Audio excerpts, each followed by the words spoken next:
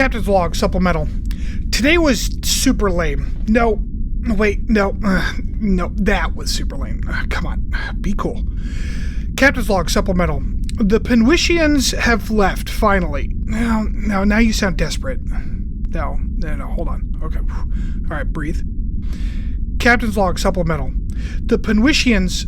Wait, Penwicians? Penwicians? Penwician? No, Penwicians. Yeah, Penwicians. Okay, Captain's Log Supplemental. The Penwicians have left, and the crew seems relieved to see them go. Their naturally evolved telepathy made everyone on the ship feel uncertain and... Uncertain. Yeah, uncertain. Now the word feels weird. Uncertain. Yeah, shit. Captain's Log Supplemental. They left. End of log, I guess.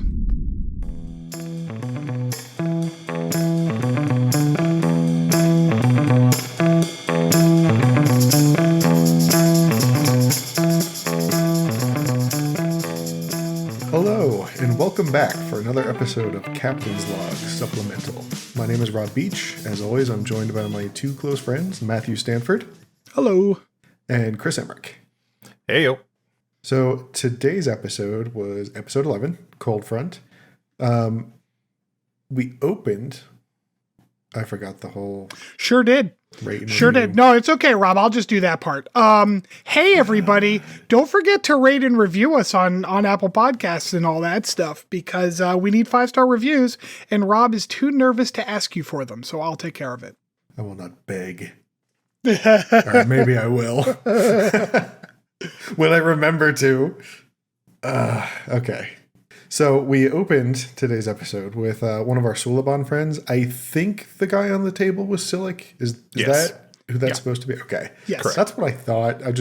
When I first started watching the episode again, I was like, oh man, we haven't seen them in like 10 episodes. I don't remember his name. So Silic is strapped down to what looks like a time dialysis machine. Just, diversion straight into the body horror with the needle to the eye, which pairs super well with some Faith of the Heart. So, and before Faith of the Heart, it's got to be hard to do precise medical procedures in the weird warpy time rooms, right? Right? I know, they're all like the frame dragging. It's almost impossible to maintain a steady hand normally in really tense situations. I can't imagine having to do it with all the time warping nonsense happening around me. Also, what exactly were they accomplishing there? What were they doing? So Archer, I think he brings it up later on in the episode. It seems like the Suliban are trading their services for genetic upgrades. Sure, yeah, I know that part. Do you think, spoiler alert, do you think they were doing the cosmetic surgery to make him look like that thing?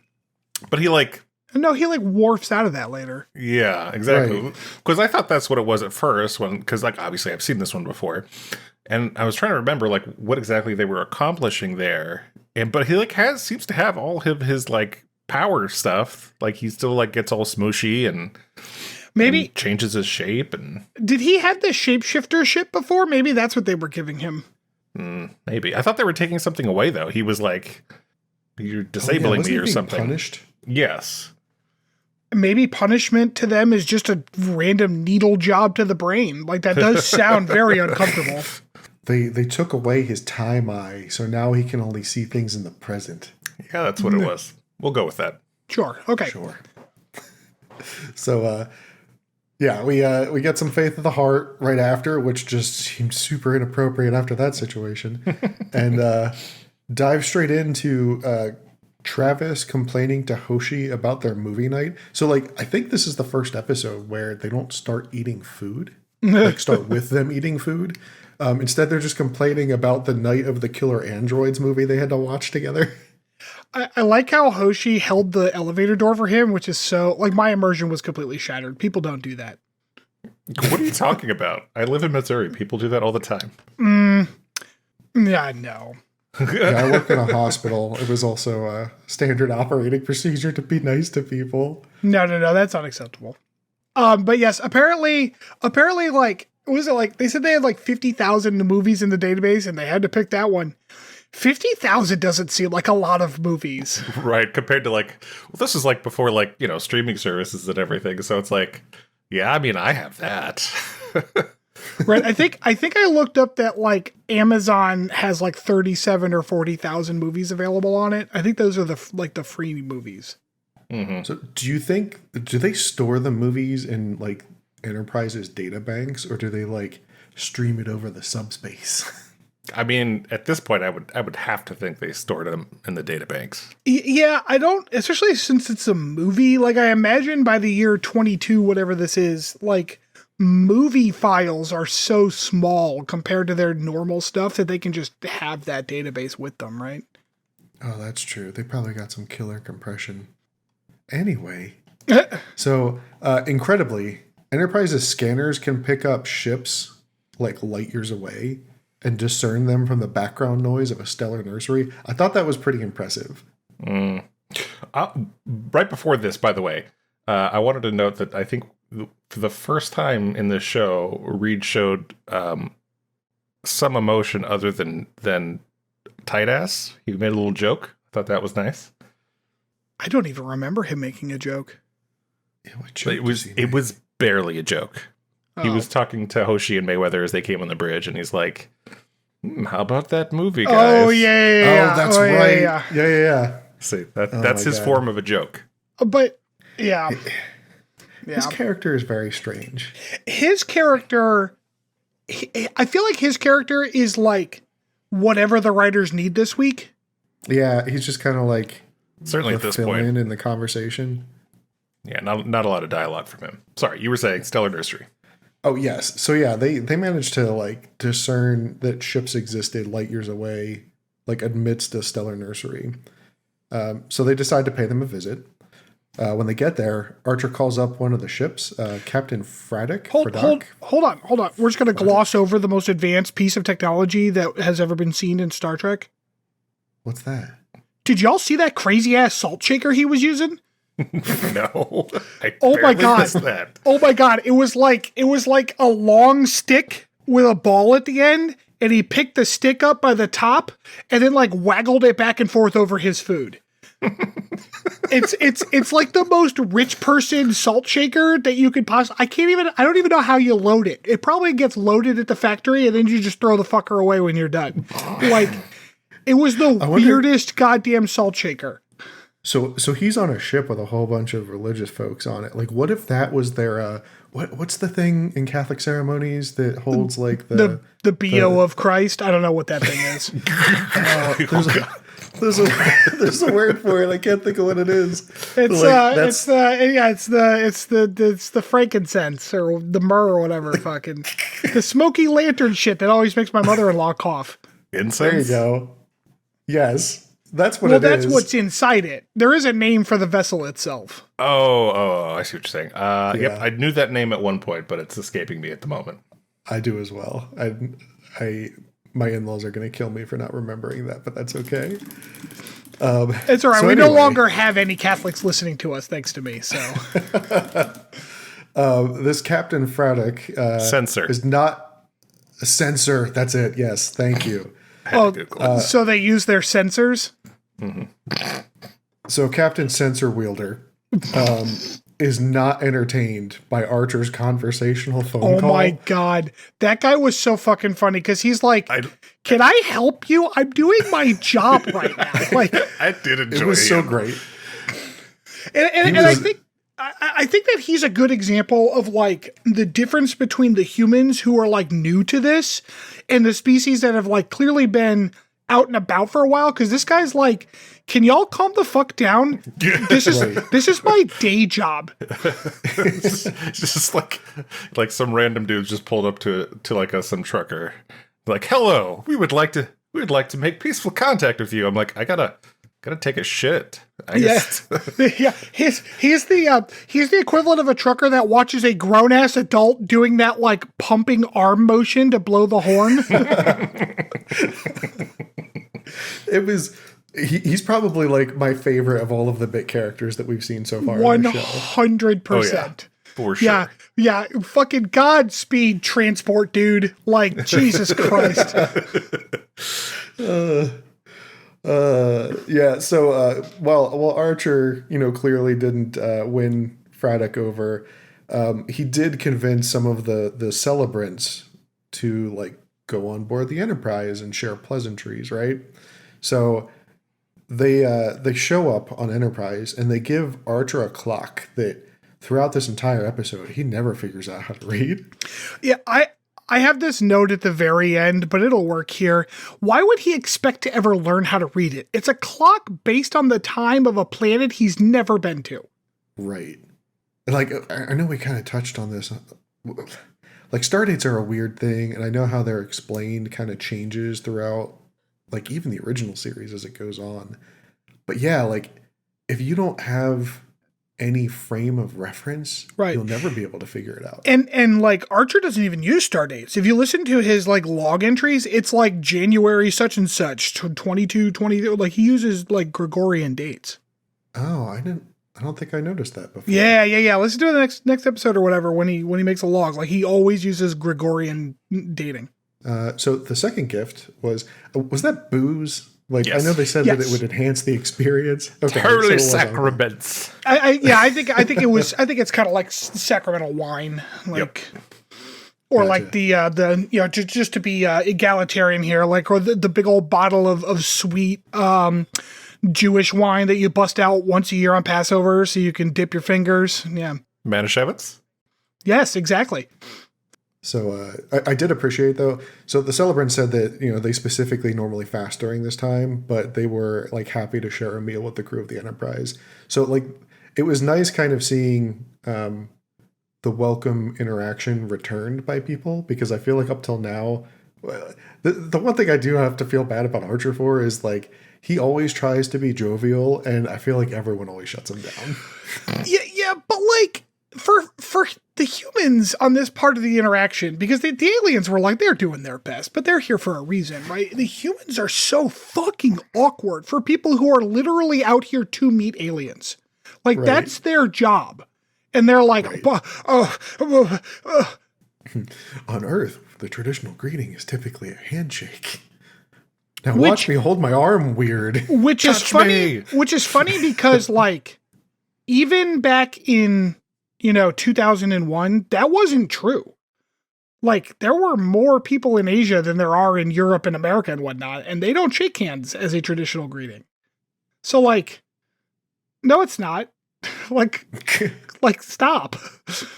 Yeah, it's that. And he doesn't have to act like it's so weird to, like, oh my God, what, they don't want to shake hands? What do I do? I don't understand. Like, fucker, there are people on Earth who don't shake hands. What are you doing? So we learn that the celebrants are here, like, to see the stellar nursery. Part of their religion states that this is where the universe began, and there's like this cyclical, like, blast of radiation. Like, I think it's like a plasma discharge. I can't remember exactly what it was, and I should have written it down, but I didn't write it down. I think it's like a pulsar or something like that. It's from a pulsar. It's some type of, oh gosh, I don't know, some emission, some sort of large burst of energy from like a star type thing that happens every 10-ish years. Yeah. I guess they have like they have like an exact date, but they don't know the exact time on that day it'll fall. Right. Just it's kind of like Old Faithful. There's a window of opportunity there. Sure. Okay. So they refer to it as the Great Plume of Agasauria. Phlox, as it turns out, has spent a ton of time studying Earth religions, as well as Vulcan, while on Earth. So, like, he starts referencing, like, Hinduism, Eastern Orthodoxy. I thought that was, like, kind of a neat little touch. He's always pleasantly surprising. Like, he just likes to study things. I do like that part of Phlox's character. He's very kind of immersive in other races, cultures, and I think that's a good perspective to have. I think the best way to think about it is like Phlox is an anthropologist. That's what he is, in addition to being like a physician. So like he definitely like he's always very interested in like what people are doing, Yeah. Like I still remember it was one of the earlier episodes. Like I knew I was going to like him when he's like, yeah, one of my favorite parts about Earth was Chinese food. I was like, oh, I get it. Who doesn't like Chinese food? So yeah, we switch back to Reed, who's worried that someone is going to steal his guns. So Malcolm decides to leave the bridge and leave Travis in command. And I think this is the first time that Travis has been in command of the bridge. So after some egging on from Hoshi, he decides to take the captain's chair for a spin. And he's got the most wholesome look of excitement I have ever seen on a human being's face. Then Reed Just spoils pure it joy. like a dick. Yeah. Oh, but he made another joke though. He did. That's He true. did. That joke I remember. So Trip gives us, as well as the celebrants, a recap on Stanford's warp theory lesson from last week. Is that what made you think about this? No, what made me think about it was that they were hauling dilithium in that last episode. But when I was looking all this information up, this episode kept getting cited as like the place where we found out this information. So like, crazy. I did not know it was the next episode when I was looking that information up. So that was just a nice coincidence. That's really funny. I appreciate the oh sweetie look that the aliens were all giving him because they all clearly know more about warp drives than he does. Yeah. I like that they were humoring him, though. That was very considerate of them. So while they're humoring him, one of the celebrants does kind of divert off from the rest of the group and just yanks a random cable out of the reactor. Listen, all y'all, it's sabotage. So Captain Fraddock then warns T'Pol about an incoming plasma storm. And T'Pol's like, yeah, we see it, and then tells everybody to start turning away from it after clearly not telling them to do it beforehand. But the storm seems to be following them, and it's angry. So it turns out that our saboteur was actually the Enterprise's savior. That cable that he yanked out of the reactor stopped a cascading effect after, I guess, some arc from the plasma storm hits the hull of the Enterprise and starts electrocuting everything. So it's actually it's an antimatter cascade. What does that mean? So basically the antimatter was not properly contained inside of its deliverance tube from the... See, now I'm a fucking warp engineer, basically. So the anti-deuterium's got to come from the tank over into the dilithium matrix so it can get, mixed in the mixture chamber. Well, for whatever reason, the containment in the conduits along that path were destabilized because of the storm, I guess. So instead of just smoothly going through those tubes, it was bouncing off the sides, and because it's antimatter and the conduits are made of because the conduits are made of matter, they would just react at contact and explode. So that's why what's his face's quote unquote sabotage was that he basically disconnected that conduit so that would stop. Now, I did wonder why they didn't detect that earlier, I feel like that would pop up on sensors. Yeah, I can imagine that there are more than one conduit because you want that to be a steady flow. So if you have a problem, you need to replace one. That's fine. I get that. But you'd think the sensors would be like, hey, one of my vitally important tubes is disconnected. Does someone want to look at that? Yeah, the other question that this brings up in my mind is if he just yanked that cable out, doesn't that mean that they're just spitting antimatter out into the engineering bay? So right. I imagine, and this is me being benefit of the doubt, I imagine the failsafe on one of those tubes is like if it loses its connection, it immediately reverses, shuts down, stops, does some in some way, shape, or form secures that antimatter because you don't want a single piece of that flying into the cabin, right? No, that would be bad. Trip winds up calling Archer down to engineering to show him the yanked cable, and they get Fraddock to check with his crew and passengers, but nobody is willing to own up to this, right? So that's when we meet Daniels for the first time. Well, that's not true. We met him earlier in the episode when the captain was having num-nums. Oh, that is true. Yep. Maybe Daniels brought the fucking salt shaker from the future. Shit, I didn't think of Daniels, shows up to warn Archer about a possible Suliban spy. And it turns out Daniels is a member of the Time Police. He's a crewman, too. He's like an enlisted guy. We were talking about them a few episodes ago. Mm-hmm. Yeah. Yeah, so I thought that was interesting. Like, we find out later on that he's been here for a while. Do you think do you think he actually went through the academy for Starfleet, or do you think that they just forged all those documents and threw him onto a spaceship? I was under the impression that he wasn't even, like, he was a later addition to the crew. Something Archer said made it sound like that they had picked him up like the last time they were at Earth. So I don't think he was necessarily like a day one Enterprise person. So are they making like day trips back to Earth to refuel and refit, like in between all their adventures then? I imagine that they go back to Earth every once in a while. I mean, they'd have fresh food on this bitch, right? Mm-hmm. That's true. I didn't think about that. So yeah, Daniels infers that he's more or less human, whatever that means. He's very cagey about anything to do with the future. Yeah. I kind of like. There's a bit later on that's pretty funny that touches back on that, but I do kind of like that about the way that they play his character. Although, like, he said he was more or less human because didn't he say like that there was like my grandmother was a quarter something else, like some other race? I didn't remember that. I could be thinking something else, but I thought that was the line he said. He's like, I'm more or less human. But yeah, my grandmother was a quarter such and so, Thalassian or whatever. I don't recall. But I could be wrong about that.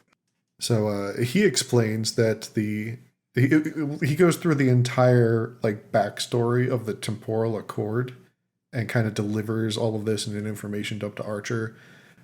He also warns him about Silic, who he thinks is the saboteur that saved Enterprise. So he convinces Archer to help him by telling him how he's always served him soft scrambled eggs. Soft eggs equals trust, baby. My note here is, you like your scrambled eggs soft. Have I ever brought them to you any other way? A, is that a threat? And B, what does soft mean in this context? Does he mean like runny? What is a soft scrambled egg? No, you're just not hard, basically. That doesn't, what does that mean? Not overcooked, maybe? Less cooked, I guess. Yeah, I mean... So that's runny. Who calls them soft? There's a difference, I think, between runny and soft. The soft is the in-between hard and runny. I've like, literally never... There's no scrambling involved with a runny egg either. Like, I think I kind of get what he's saying. That's not necessarily true. You could have runny scrambled eggs. Like... Yeah, you just don't overcook them. That is more common in Europe. But it's not common to the American palate, I would say. Runny or scrambled eggs? Runny or eggs in general. People don't know what they're fucking... What do you mean runny eggs in general? Sunny side up is runny. Dude, I love me some sunny side up eggs. Like, that's the runniest. Like, after that, it's raw. Gotta dip your toast. Oh, so good. Dippy. Yeah, so dippy is an entire term here in Pennsylvania. Man, fucking... Oh, those diner menus, they get pretty intricate. Anyways, I didn't understand what soft meant, but it also sounded vaguely like, hey, I bring you your eggs in the morning so I could easily fucking kill you. I mean, I didn't interpret it that way, but sure.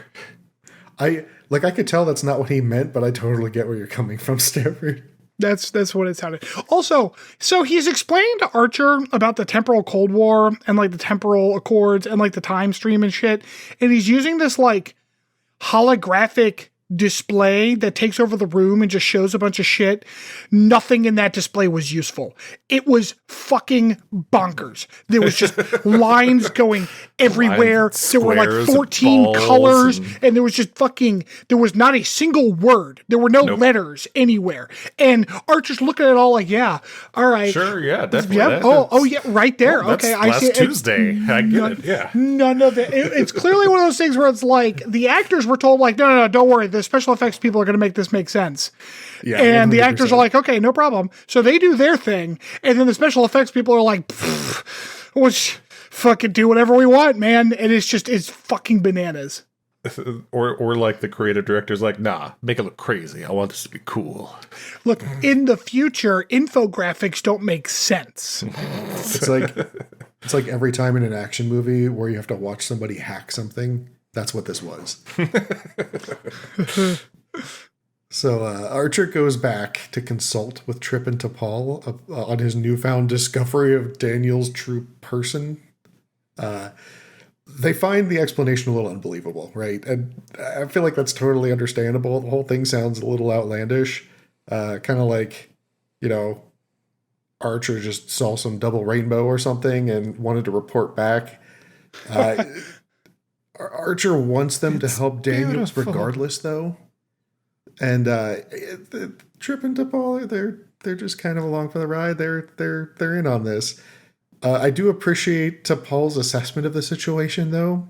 Like, none of this makes any goddamn sense. Yeah, my note here was thank you, T'Pol. Fucking time travel. Right. Like, why didn't he just go back one day further? Yeah, she's like, if they can just travel through time, why didn't they just go back a little earlier and fix the problem? Did you ask him that, Captain Dewar? Well, Captain Dewar. Cap gonna do what Cap gonna do. It's true. So, meanwhile, Dr. Phlox has a really great visit with the celebrants, spends a lot of time in meditation with them. When he returns, Archer does question him, but Phlox says that he didn't notice anything off with any of them. The conversation that follows with Trip and Daniels is hilarious. I love, so this is what I was talking about earlier, right? I love that Daniels doesn't really have a brother. He is from a place called Illinois, but it depends on what you consider Earth in the future. Like, what does that mean? It means it's like exactly what that holographic thing was. None of it makes sense. Some writer thought that was the coolest little line. Like, that was so cool. And it's like that doesn't make any sense. No. Like, are you on Earth or not? Like, it's okay if Earth has changed. Say that. Like, you can say that. Right. But, like, I still, like, I love Daniel's character. I love all of the little bits he gets in this episode. I love that, like, the very next thing he does is he puts on these, like, time brass knuckles and then starts teleporting around the engineering bay. Punch myself through this wall. Yeah. Which, it's thing, just so bizarre. Man, I don't know what kind of technology's running that bitch, but it's real good. It knows when you have something in your hand, so it makes that go through the wall too. It lets you go through walls, but it makes sure that you don't fall through a deck. Like, it's an impressive piece of technology. Mm-hmm. It is. My question is, why didn't he just wear that the whole time? He never would have died. Everything would have passed through him. Shut up. Anyways, what's next, Rob? You know what else could have fixed this whole situation? As soon as Silic shows up, they could have just teleported him out of the spaceship. No, we can't do that because... Anyways, what's next? So Archer winds up going back to his cabin, and his little dog tries to warn him that there's an intruder in the room. Yeah. And turns out that the saboteur was indeed Silic. And Porthos can bark. See, you think he was warning him about Silic, but it was actually Tim. He'd fell down the well. So also, does no one look after the captain's dog while the captain is busy? Because he comes back, he's like, "Oh no, I didn't feed you." Like, is there no one in charge of this dog? Like, nope, dude, just probably Daniels. Trapped in windowless quarters. Shit, it was Daniels. That's right. Daniels. Like, I've always brought Porthos his kibble. Have I ever not done that? So Silic tries to convince Archer that Daniels is the real threat, and then immediately pulls a gun on Archer. I'm totally not the bad guy, I swear. But I'm gonna shoot you now. Yeah. So he forces Archer to take T'Pol's call, and then after he overhears that they're working with Daniels, Silic just knocks him out with a phaser, and then heads off in search of Daniels. And Porthos eats Archer's face. Because he never got fed. That's cats. That's fine. Just cats. Just cats, yeah. Dr. Phlox gets to lead the celebrants in ritual. I thought that was pretty cool. Like, again, I really appreciate all the little like nuance they give to Phlox's character. It's pretty awesome. I like that they show him like struggle with it a little bit too, and then the celebrants are like, "No, you're doing a great job. Just here's the yes, these were, and it's such a counter, like a juxtaposition to like the Vulcan religious people we saw a few episodes ago, because they're like so rigid and asshole-ish about it. Whereas these people are like, no, you fucked up the prayer, but you're doing a good job. Like, we really appreciate you trying. Also, they're like, we normally don't eat before we go to the plume, but fuck it. Let's feast, man. I mean, we've been hungry as shit, so. We've starved ourselves enough for the star. It's okay. It's like, I'll starve myself in 10 more years. I'll be fine. So Silik shows up in engineering, and Daniels orders everyone out. I love that this dude is just a completely random person at this point. He has lied about his entire past to these people, but they're willing to die for him, follow his orders to a T without question. They just bail, and then he gets like fragged by Silik, right? Just immediately disintegrated. Silik apparently had his phaser set to like 80s villain death. Because he like explodes into a few pieces or some shit. It's really weird. Like, it's weird. It takes 2 shots. The first shot is just like, ow, my shoulder. And then the second shot is, oh, I'm disintegrating. The impression that I got was very much like the time shiftiness from like the time shifty rooms. Mm-hmm. So I wonder if there was some type of like that was supposed to be alluded to there, like he's like out of time. Oh, baby. He's like not fully phased in. I imagine he got like destabilized from time or some shit. Interesting. So is he dead? Question. Oh, I hope not. I really liked his character. Archer confirms that Silik's still in the ship after a quick call of Fraddock, who, again, just does not care. This now begins... That's just like, does everyone like they asked him at some point like for like detail about these people, and he's very much like, I'm not their fucking nanny. I don't know where they are. What are you taught? Like, I have one job and I'm doing it. Can you leave me alone? This dude is basically an Uber driver, and Archer's like expecting him to behave like a professional military man. I drive ship. Beep beep. Beep beep. So this now marks the beginning of Star Trek Among Us, where they have to figure out where the imposter is. Yeah. Archer gets to play with the time knuckles that Daniels conveniently left behind. He finds Silik in a maintenance room, which is just a little... It's like a box in the wall. It was very strange. We get a classic Star Trek physical altercation where trained military personnel flail about in a mostly harmless fashion. Silik v. Archer, round 2, fight! Archer blasts the time display that Silik was trying to steal. So it turns out that's what he was really looking for from Daniels. And Silik opens up the hangar bay doors and almost sucks Archer out into space. Like, I thought that was his original goal, was just trying to defeat Archer, right? Turns out he was using that as an escape hatch. He just jumps out into space and then, like, conveniently floats toward one of the little Voltron balls we saw in the first episode and makes his escape out into the ether. Yeah, he existed in a vacuum for a very long time without dying. Like, the other thing that's confusing... I mean, he's genetically modified, right? Like that's some that's some crazy shit I can allow, I guess. I don't know. Like, we're also very close to a star, and genetics doesn't play well with radiation. It does if it's modified too. I also question the gravity effects going on here, because he just like jumps out of the ship like it's an airplane and he just keeps going down. Like, well, I mean, so that might work, because I mean his momentum would be preserved, right? So if the artificial gravity propelled him, accelerated him to a point, and then let's say he left the ship and the gravity's no longer affecting him, he wouldn't like slow down substantially. He would just continue falling. I don't know, man. It seemed weird. I just like, there's a couple parts in here where first of all, he got the jump on Archer because he was on the ceiling at one point. I don't know if y'all caught that, but like the tactic has no counter, so Archer just got his ass handed to him because he jumped down from the ceiling. But they suck the air out, and Scott Bakula does the worst acting job of like I'm being sucked out of a thing. He Let me slowly fall over this railing. Oh, yeah, no. he loses the time knuckles because we can't have that perfect solution existing in the show. Nope. But then, like, after the air gets all sucked out, he's like, oh, okay, I'm good now. And Scott Bakula gets up and, like, wanders toward, I guess, a safe spot. But there's no there's no air. There was no air in there at that point. And, like... No, it was totally decompressed. Once he was inside the little safe room, like... I mean, he was a little hoarse, but he was fine. He was good. So, obviously, vacuum isn't that big of a deal. Yep, that is the main lesson to take away from this. Yep. So we cut back to Archer trying to figure out how to read his little clock thing that the celebrants gave him.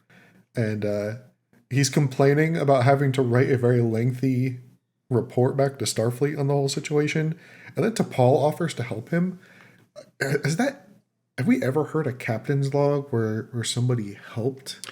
Does she mean just help write it or dictate as well? I always was under the impression that the captain's log and the reports are different things. Because Travis writes a report for Terra Nova.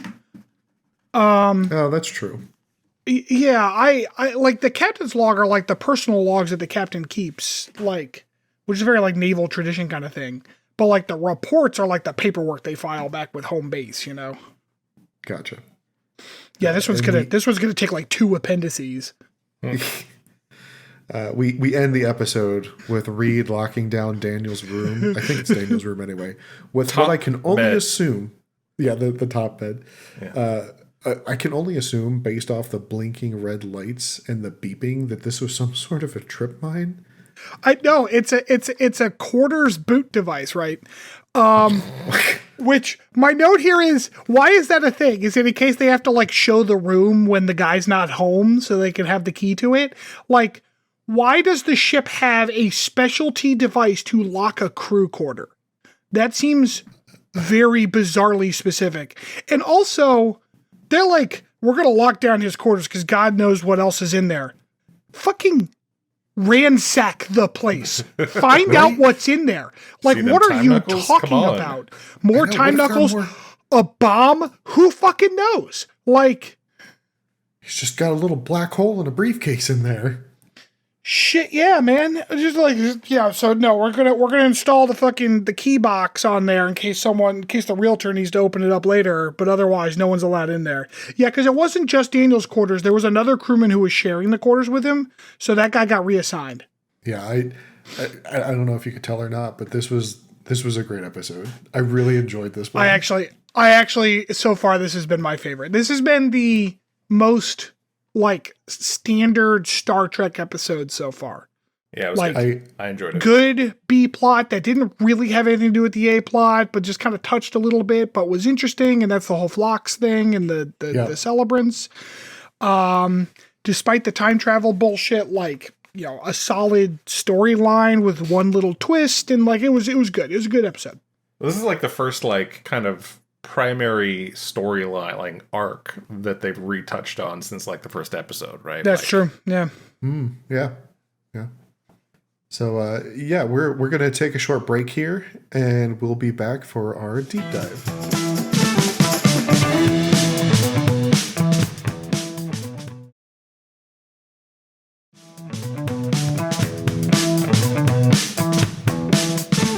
Welcome back. We're going to jump into this week's deep dive, which is appropriately on time travel. But I decided to take a little bit of a different path here. I know you both are well-versed in my hatred of time travel as a story mechanism. So today I wanted to go over kind of like a history of time travel in Star Trek that I actually liked. All right. So starting with the original series of Star Trek. The first episode, so there was an early episode where some people were afflicted with like a time traveling disease, but I don't really want to include that one here because it didn't really stick out to me in like my recollection of cool like time travel scenarios with Star Trek. The one I think of in the original series most is Tomorrow is Yesterday. So in this episode, have you guys seen much of the original series? I forget if you guys... I have seen like 3 episodes. I've seen the Gorn episode, the Khan episode, the pilot, and the one where there's the entity that wants the Enterprise people to fight and they beam the Klingons up and then the entity turns all their phasers into like melee weapons and they duke it out in the hallways. Those are the only episodes I've seen, if I can like it that I can remember. What about you? Is it Plato's Stepchildren? The Greek one with the interracial kiss. Yeah. I've seen that one too. What about you, Chris? I have not seen many. Okay. So the one that sticks out to me the most from the original series was an episode called Tomorrow is Yesterday. And in that episode, essentially they wind up coming across a stellar body called a black star. So I don't know if this is still considered a scientific possibility, but at one point this was presented as like a theoretical alternative to a black hole. So it avoids the need of a singularity by just saying that it is like a fully like still massive object, but also still made up of normal matter and not collapsed in on itself. And basically this thing just like slingshots them back into the 1960s, which is conveniently when the show was airing. So they wind up back in 1960s Earth. They get spotted by a fighter pilot. They think that the fighter is like trying to attack the Enterprise. So they lock it in a tractor beam, which just immediately shreds the jet to pieces, right? But they managed to get the pilot back on board safely with the transporter, and like just shenanigans ensue, right? Like they wind up trying to hide the fact that they were back in the 1960s by like going down onto the surface to remove some recordings that they found out the jet had captured of them. But while they're there, they wind up accidentally transporting a security officer back with them. Like it's a mess. It is a whole mess. What kind of Hanna-Barbera shenanigans are we fucking talking about here? Yeah, what dude, is happening? It's such a great episode. I really love this episode. And it's one of the ones that like, I don't go back and watch the original series a whole lot, but I remember when I was a kid really loving this one. And the funny thing is they wind up getting back home by slingshotting them around the sun, which is going to come back into play in a minute here, because number 2 for me, and I know you guys have seen this. Is that the episode where they do that? The sun slingshot maneuver? Yeah, that's the first one. Because they referenced that they did that in the 4th movie, and I was like, oh, okay, whatever. Yeah, so that's my next favorite on the list here is Star Trek IV: The Voyage Home. Yeah, I really like this movie. I know that it's campy, but it holds a special place in my heart. It's a good movie. It is a lot. It's fun. It's definitely also different than a lot of the original series Star Trek movies. You referenced this when we talked about kind of tier listing the movies, but there's not really any fight scenes. Like there's one scene where he's like running away, and that's about the closest to conflict there is in this, like physical conflict there is in that movie. So just a much different feel, and it was a good movie. Yeah, it's almost more of like a cosmic horror set piece because like the whole being shows up and is threatening to destroy the planet, right? Mm-hmm. And they have to figure out a way to save the whales. Next up, Next Generation. I think this one was early on, maybe like season 2 or so. Time Squared. Do you remember the episode where Picard finds future Picard in a shuttle? Yes. Yeah. Mm-hmm. Actually, fuck no. What? I watched this not that long ago. So they find this like sentient energy vortex along their travels. Of course. And sure. It's a Tuesday, sure. Right. So like while they're investigating this part of, actually I don't think they saw the vortex. The vortex kind of comes upon them after they find this shuttlecraft. When they open up the shuttlecraft though, they see Picard inside. And the whole episode is basically like that Picard is like super loopy, right? Like he's completely out of it because he's so far away from like where he's supposed to be in time and space. So the closer they get to it, the more coherent he gets, and he kind of like can recall parts of the story. But my favorite part of this episode is they're like loading future Picard back on because he's like, I gotta go back to my time. I gotta fly this thing back into the vortex. He's like, there is another option, but it'll never work. And Picard, like present Picard, is then like thinking like, what's the solution that might actually work? I don't understand.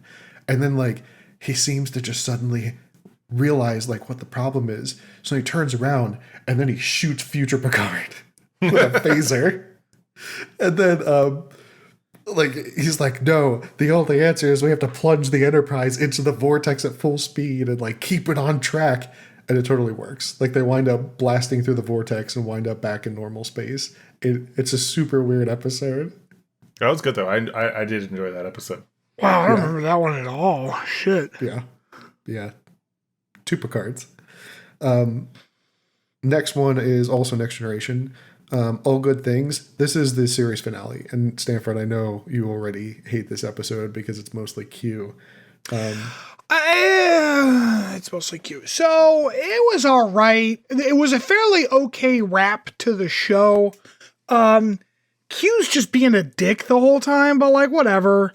I actually thought I remember this episode because it's the one where like there's the anomaly in space that is going backwards in time, and like I found it so fucking frustrating how long it took Picard to realize that that thing was going backwards in time, because there was like repeated dialogue of him being like, why was it bigger back in the past? I don't understand. It's like, Jesus, man, this is not that hard to figure out. Like, he is here to lead, not to read. Yeah, it's like, you've got fucking 5 or 6 seasons of Captain Picard being a very intelligent, like problem-solving person, and he can't figure out why the anomaly is super big way in the past, but it's small in the like future.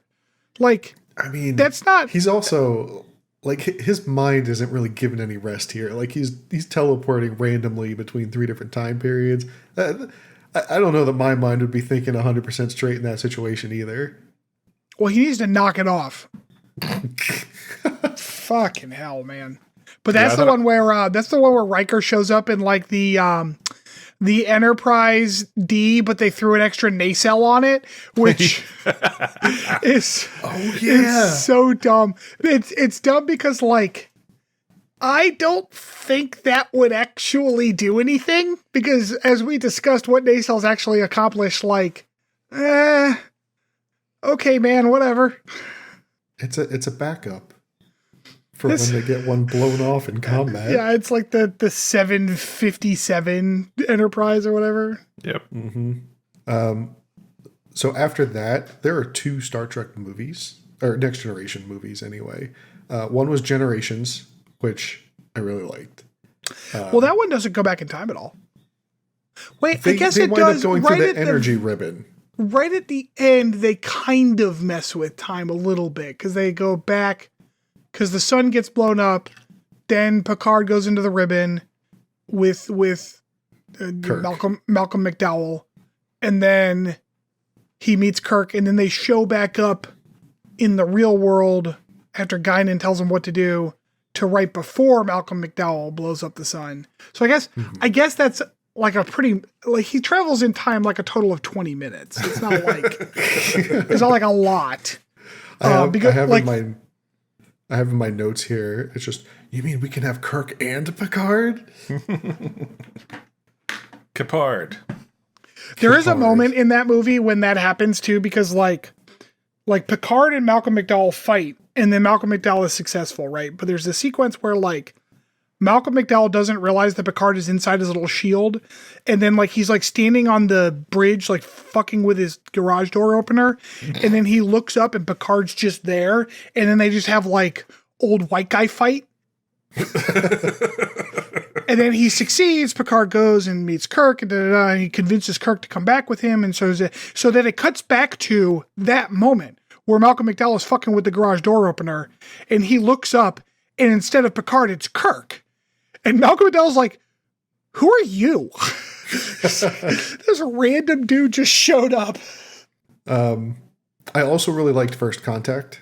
That's the one where the Borg go back in time to try and stop humanity from like meeting the Vulcans, essentially. Oh, so good. I like the show. The time travel element was, the show. I liked the movie. The time travel element, once again, was one of those like, well, that's dumb. Like, because like the Enterprise is just like, oh, okay, we can just kind of travel through time at will now. At the end of that, which is like, isn't what, like, no, that's a problem. I hope we never like. Why don't you just do that forever from now on, and then they never use it again? Reasons. So jumping forward a little bit here and now, Deep Space Nine. So there were 2 Deep Space Nine episodes that involved time travel that I remembered really liking. One was Little Green Men. This is the one where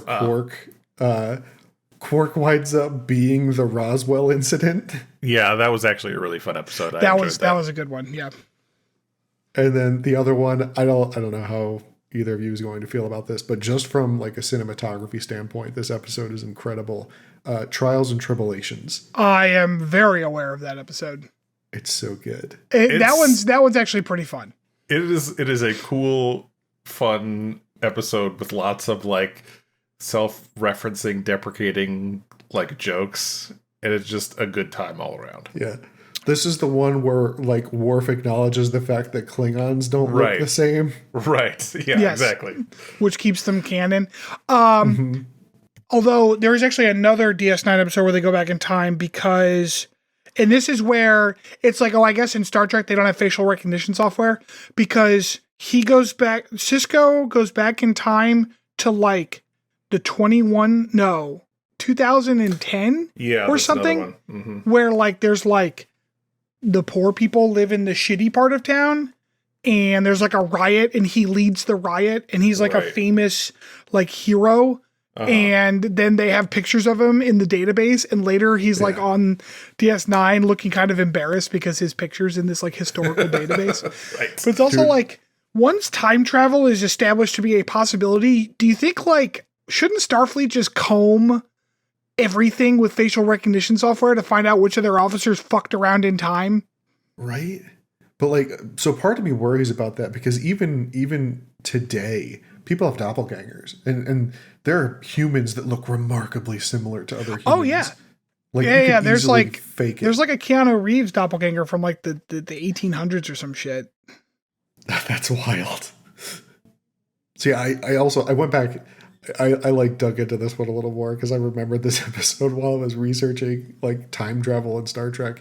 I forgot at the end of the episode, Cisco's talking to like the time cops that show up and he's like, also, I went back and got Kirk's signature. I'm not sorry about it. You can write me up if you want to, but I did that. And the one time cop is like, yeah, I would have done that too. We're not going to hold it against you.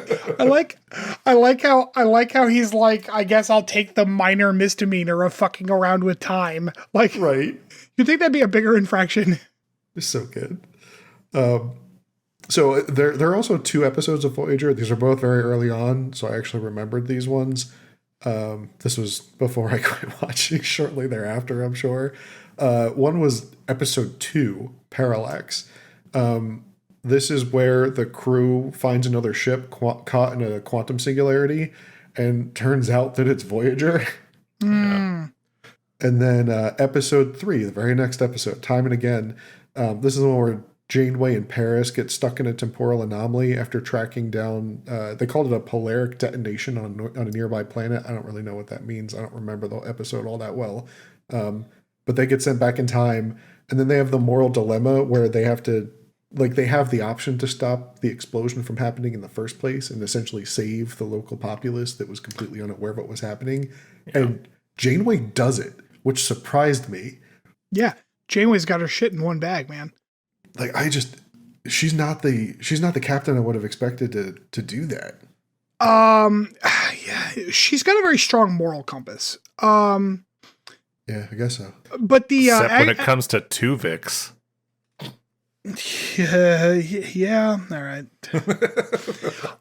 There is a either 2 or maybe even 3-parter Voyager episode called Year of Hell, which is about a guy. This is actually cool.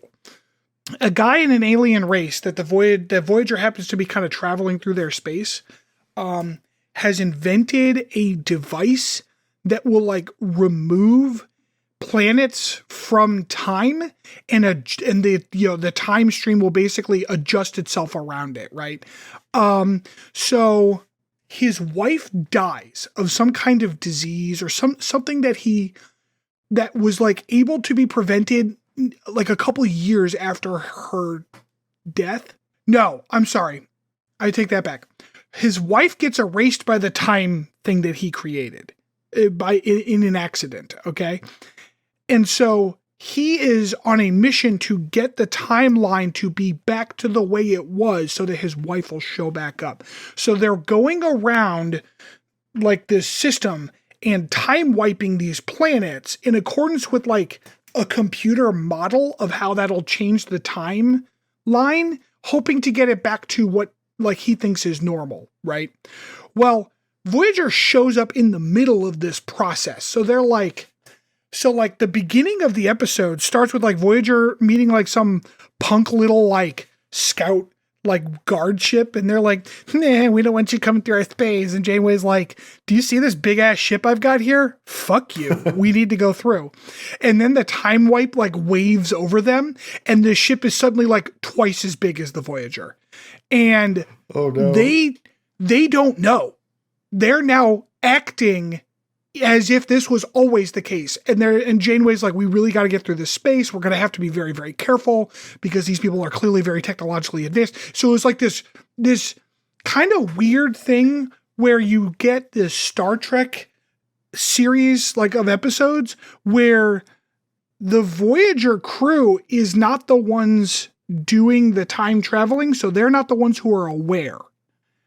And like, the Voyager gets all fucked up, and like they end up losing like several conflicts, and they end up sacrificing the Voyager.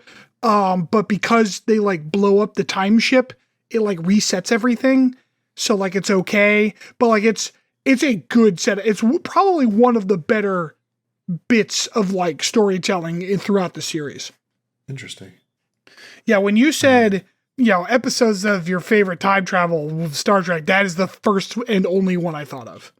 Well, I've got 2 more here. So one is Discovery. So I know Discovery is basically Star Trek time travel. Like that's kind of the whole show after a point, right? But my favorite episode in that whole series is Magic to Make the Sanest Man Go Mad. It's Harry Mudd. I love that episode where it's just who's the science officer? What is his name? The one who winds up taking the place. No. The one who winds up taking the place of the water bear. Stamets. That's it. Yeah. So this is the one where he's immune to all of this because he's like inhaled all the mushrooms or whatever. And he's trying to like get everybody to like behave, and they're just stuck in Groundhog's Day over and over and over again. Oh, the Mud episode. Yes. Yeah. With Rainn Wilson. Yes. Yeah, that was fun. He was such a great pick for that character, man. He did a great job. And then the last is Kelvin Timeline, Leonard Nimoy coming back as Spock, like Ambassador Spock. That was pretty cool. I know it was probably like thrown in there as fan service, but it was really cool to see him again. Anyway. I thought, well, I mean, so like you say like Leonard Nimoy as Spock, but like the whole first movie was about time travel, right? Yeah. Because like it was that whole thing with going back in time in order to kill Kirk, basically, because that guy was an asshole. Yeah. I really enjoy the new Kelvin Timeline movies. I have a lot of fun with them. But yeah, that wraps up my timeline trip here. Do you guys have any that you'd like to add aside from that one from Voyager? And we're not including like the Discoveries, like the entire show going into the future. Right. Do You know that happens, right? No. Rob? Yes. So Okay. I that's the part where I left off on Discovery. I need to start with that series again. But yeah, I saw that they got to future Earth, and then they showed up, and Earth is like, "Who are you guys?" Yeah. There's a series of episodes in, and maybe it should be one episode in Enterprise. They don't really go back in time though. They just talk about some Vulcans that are back in time, and T'Pol plays the role of like the actress who plays T'Pol plays the role of one of those Vulcans. But I don't think it's actually T'Pol. I think it's like a historical document kind of thing, you know? Oh, gotcha. All right. Well, we're going to take another break here and come back with Chris and some potpourri.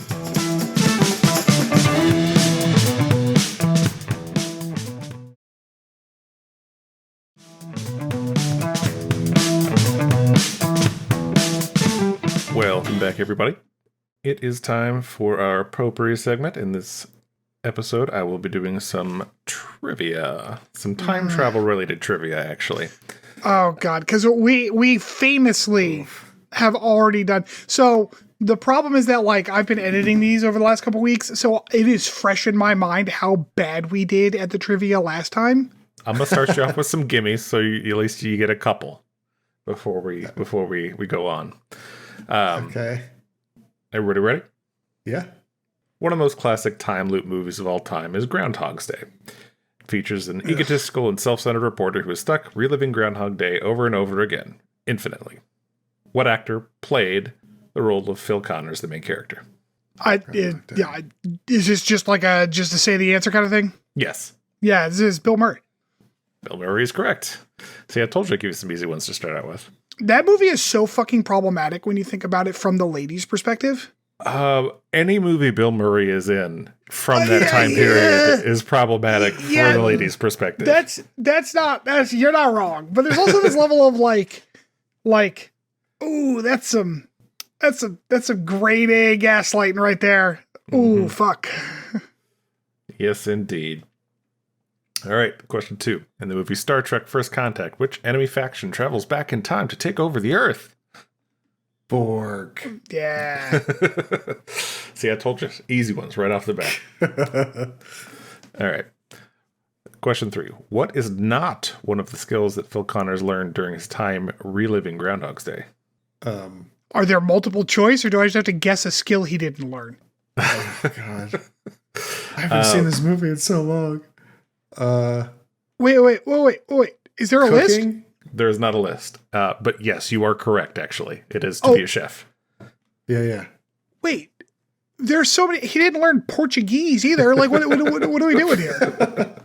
Like, they specifically call that out at points in the movie, though. Exactly. Oh, yeah. I see. Oh, so which did he notably? Oh, I didn't know that. Okay, that's fine. That's fine. Yeah. I didn't realize that they had specifically said that. Mm-hmm.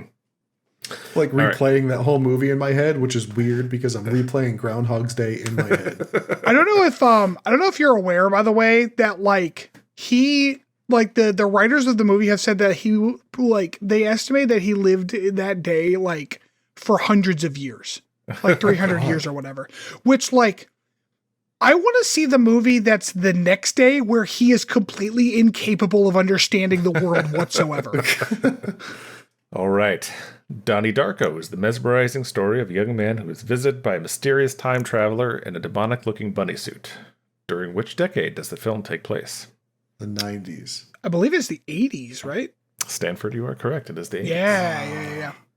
It's weeks before the U.S. presidential election that saw old H-dubs victorious. That's right. Yes. It's 82 or 88 or whatever, yeah. Yeah, Back to the Future trilogy follows the adventures of Marty McFly and his eccentric scientist friend, Dr. McBrown. In which of these movies did Marty jeopardize the timeline with a book? With a book? Mm-hmm. It's the only one where he actually did fuck with the timeline. Well, I mean, technically he did with all of them, but I was going to say. But more than just his own family. Yeah, more than just making his dad a loser. Although that happens again anyways. Yes, I am aware of which one it is, Rob, if you want to give it a guess. There's only 3 of them, so you're like a fucking 33% chance. I'm going to guess number 2. That is correct. You got it. The Yep. book was a sports almanac for the years 1950 through 2000.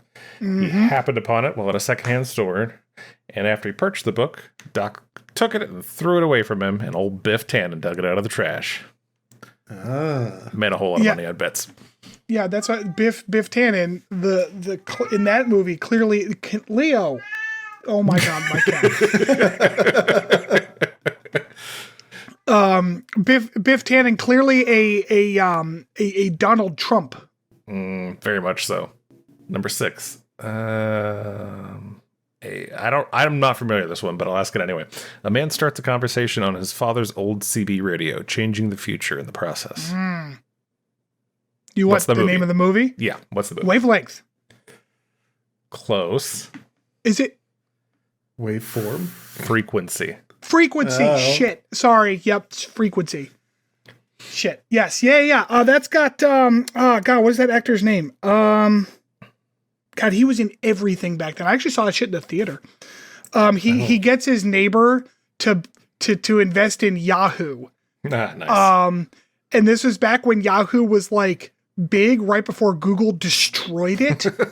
So like, if you watch that movie now and you're like, invest in Yahoo, now it's terrible advice. Yeah.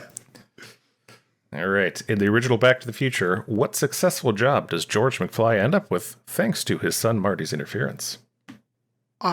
He's an author, right? That is correct. Yeah. Because he does the spaceman The Darth one. Vader thing. Yeah. Yep. All right. What event in U.S. history is the USS Nimitz sent back to witness in the 1980 movie, The Final Countdown? It's the final I'm countdown. glad we're all on the same page here. I don't know. I don't think I ever saw that movie. What? Sorry, repeat the question.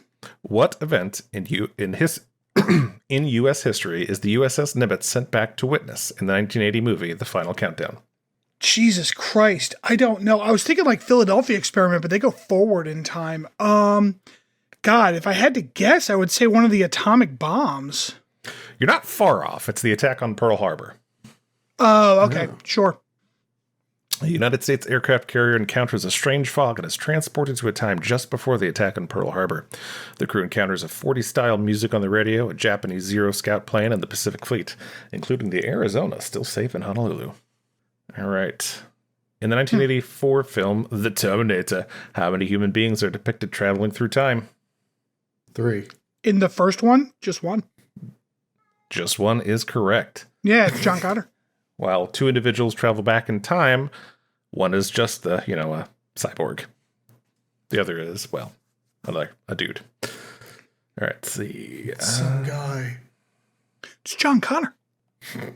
Not correct. That not his name? That is not his name. Oh, is that the kid's name in the second movie? Yes. Oh, okay. For the time jump in this movie, the characters have to jump off the Brooklyn Bridge. What's the movie? I have not seen this movie. Bridge jumpers. For the time jump in this movie, The characters have to jump off the Brooklyn Bridge. Yep. I don't know it. I'm gonna go ahead and guess the only time movie that is famous that I have not seen, which is Time Cop. No. Kate and Leopold. Oh, I remember that movie coming. That's not that long. That was not that long ago. That must, yeah. But I have not seen it. That's a rom-com, if I recall. I believe so, yes. All right. The Last Day of Summer is a 2007 film which tells the story of an 11-year-old boy who relives the last day of summer over and over again. What is the protagonist's name? Fuck if I know. Never even heard of this movie. Reminiscent of a Jedi Master who may have had a cool hand. Is it Luke? Cool. Yes, it's Anakin? Oh. Cool hand, Luke. Go on. What is the name of the person sent back in time to protect Sarah Connor from the T-800 in The Terminator? I like how you. I was wondering why you were so rapid fire with knowing that it wasn't John Connor. Fuck. I guess I don't remember that guy's name. I honestly had no idea this was his name. So, What's his name? Kyle Reese. Kyle Reese. Yeah, I would. That sounds like a name I've heard. So yeah, that doesn't surprise me. All right. Apparently, I need to rewatch these movies. In the original Back to the Future, exactly how many years back in time does Marty McFly travel?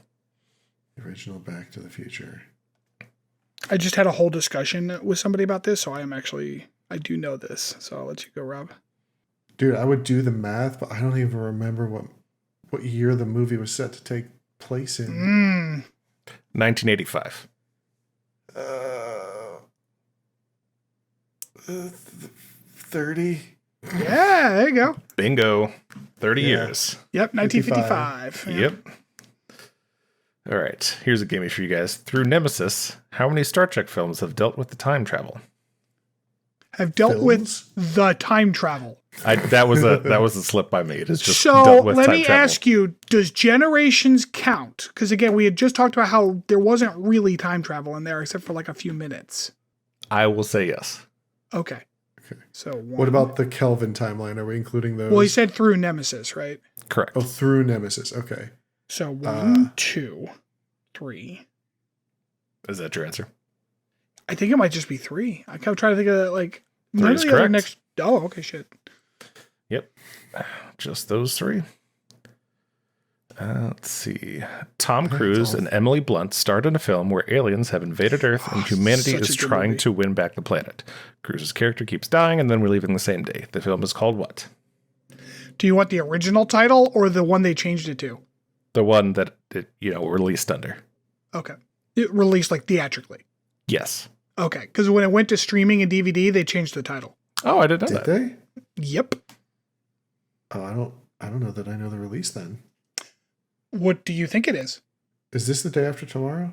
Close. So you're thinking The Edge of Tomorrow Or is Edge what of they Tomorrow, which okay. is Edge what of they Tomorrow is pushed it correct. to theater. They retitled it Live, Die, Repeat. Oh, so that's if you a actually fucking if you terrible go title. Oh no, it's a fantastic title. It's a much better title because Edge of Tomorrow sounds too philosophical. Live, Die, It sounds very Repeat. prolific. Yes, exactly. Live, Die, Repeat is a better feel for the actual material, and the source material is a manga by the title of All You Need Is Kill because it's Interesting. Did not know Japanese. Yeah.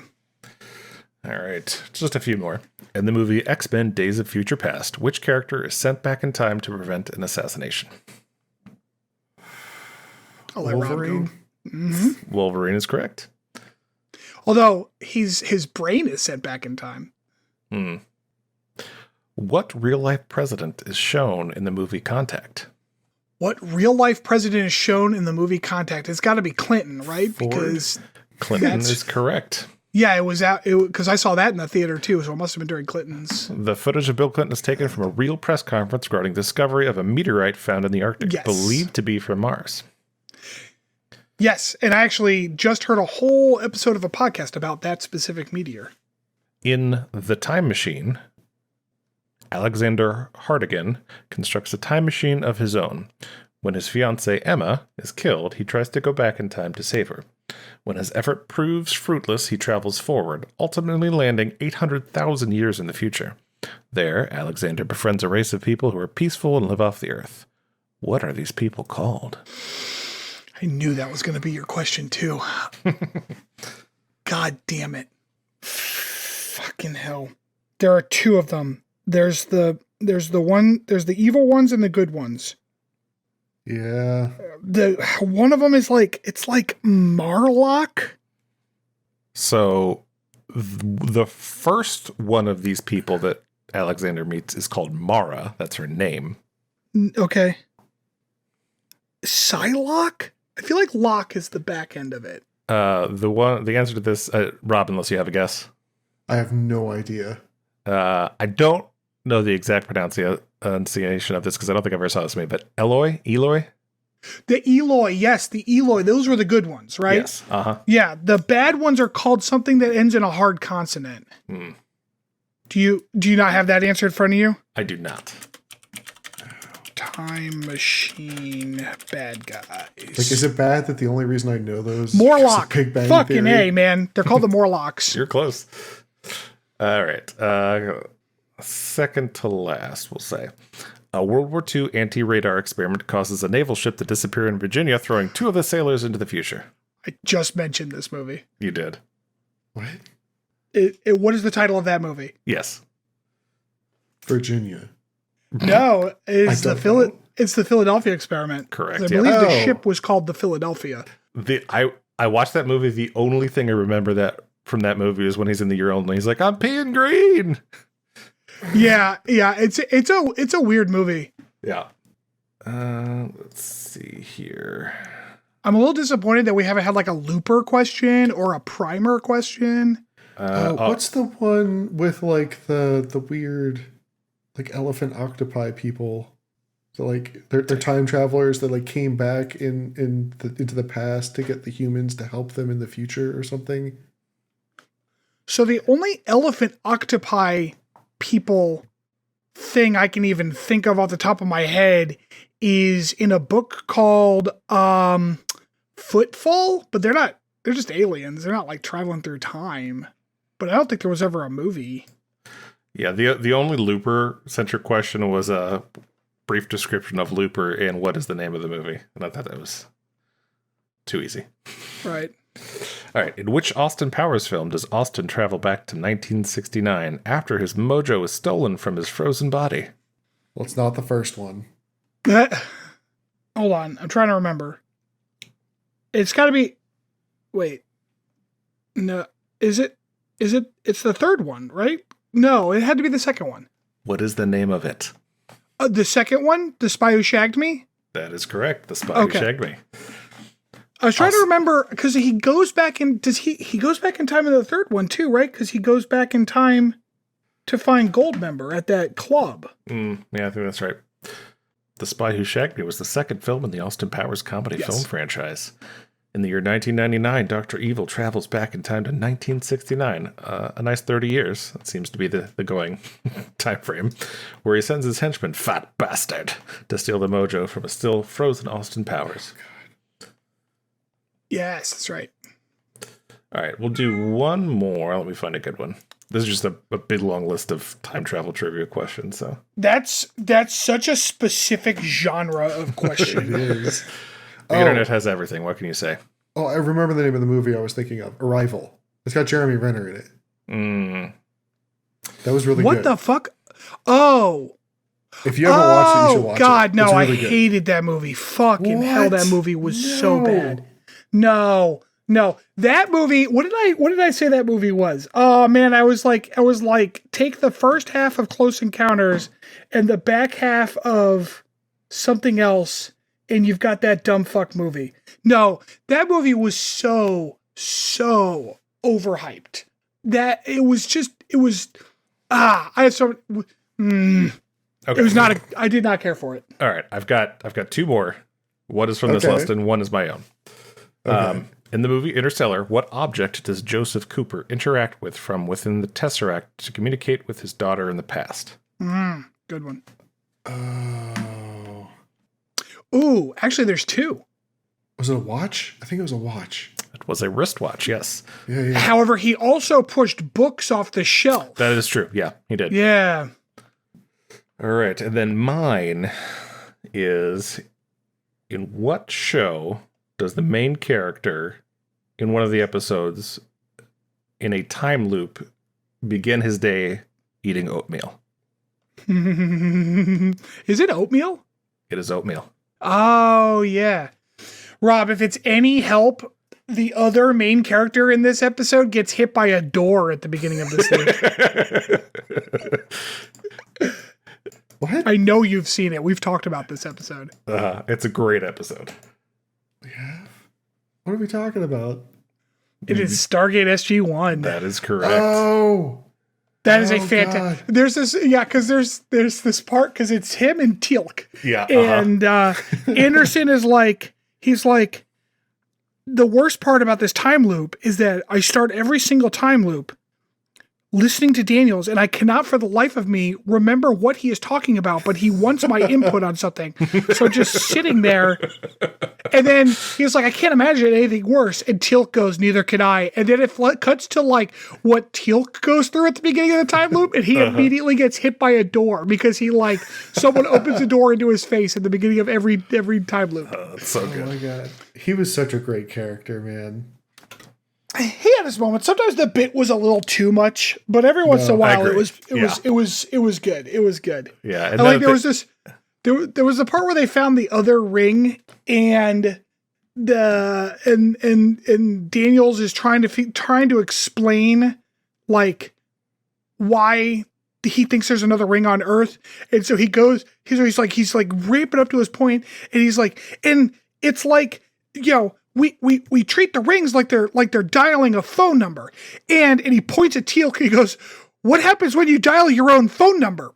Wrong person to ask. And he goes to the next person. It's like, what happens when, and Teal'c just kind of looks very confused. Yeah. Go ahead. Can I input one other really great time travel episode? Okay. Do you remember? So it was one of the Trickster episodes of Supernatural. I've never watched Supernatural. Okay. Really? Stanford, man, I'm surprised. You've seen this one. It's the one where Dean just keeps dying over and over again. Yeah. But like Sam's trying to save him. Like at one point, they literally drop the piano on him. Like they drop the grand piano on the character. Yeah. That's one of the Gabriel episodes.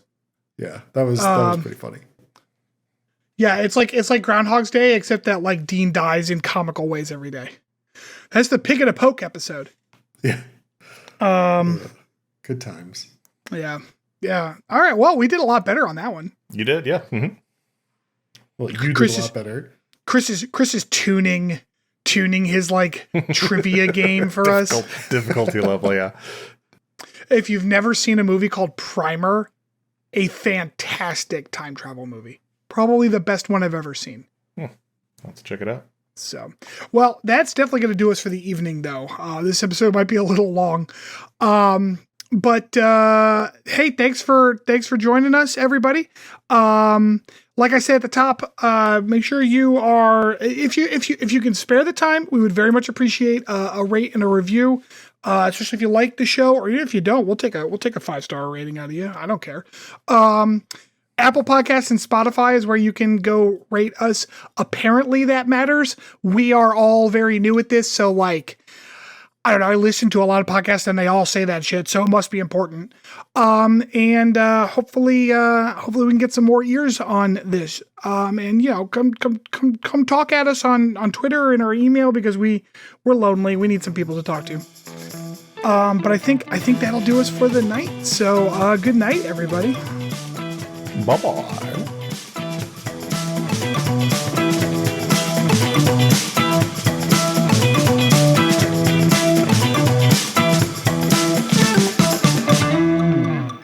Thanks for listening to Captain's Log Supplemental. You can follow us on Twitter at PodCLS or send us hate mail at podcls3@gmail.com.